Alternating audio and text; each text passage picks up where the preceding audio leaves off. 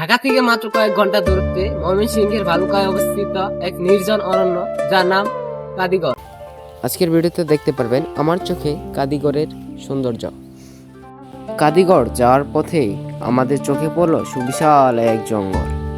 জঙ্গলটি ছিল খুব চমৎকার। জঙ্গলের মাঝ দিয়ে চলে গেছে সুবিশাল এক রাস্তা।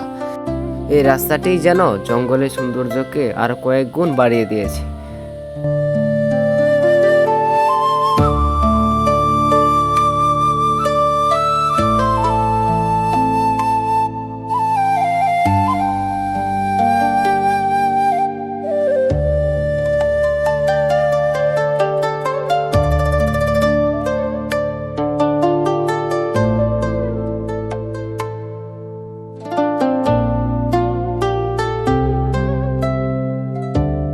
কাদিগড় পৌঁছেই আমাদের নজর কাড়ল সুবিশাল এক শালবন। এই শালবনটি প্রায় 900 একর জায়গা জুড়ে বিস্তৃত। 2010 সালে কাদিগড় শালবন সরকারিভাবে জাতীয় উদ্যানের স্বীকৃতি পায়। কাদিগড় শালবনের বিভিন্ন জায়গায় রয়েছে বসার জন্য সুন্দর সুন্দর জায়গা।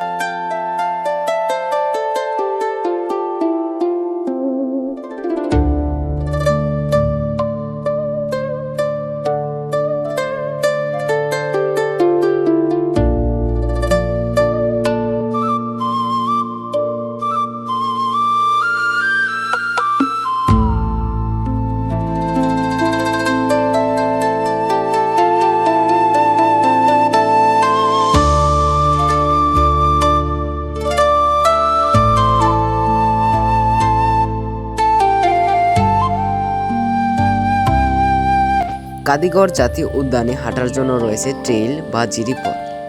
সারি সারি বিশাল শাল গাছের মাঝখান দিয়ে হেঁটে যাওয়ার অনুভূতি সত্যি অন্যরকম। কাদিগড়ের সৌন্দর্য আরো ভালোভাবে দেখার জন্য কাদিগড়ে রয়েছে একটি ওয়াচ টাওয়ার। কাদিগড় মূলত একটি প্রাকৃতিক শালবন। উঁচু নিচু টিলা আর সবুজ সমারোহ এই বনের মূল সৌন্দর্য।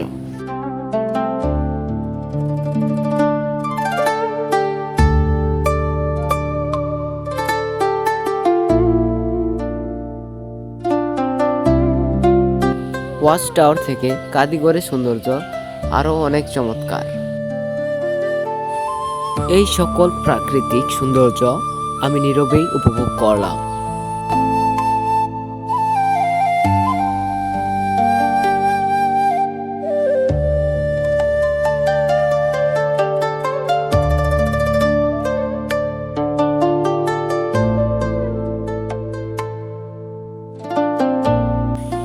কাদিগড় শালবনের যেদিকেই তাকাই সেদিকেই প্রাকৃতিক সৌন্দর্যে ভরা। এ বনের বেশিরভাগ জায়গা জুড়েই রয়েছে শাল গাছ। এছাড়াও এখানে সেগুন, কাঁঠাল, আকাশমণি ও গর্জন এবং অনেক বেত গাছের দেখা মেলে। কাদিগড় শালবন অঞ্চলটি একসময় ভাওয়াল ও মধুপুর গড়ের অংশ হিসেবে ছিল। কাদিগড় জাতীয় উদ্যানে যারা ঘুরতে যেতে চান তারা কখনোই একা যাবেন না। সবসময় চেষ্টা করবেন 7-8 জন লোক নিয়ে যাওয়ার। এই বনটি সুবিশাল হওয়ার কারণে এখানে কোনো নিরাপত্তা নেই।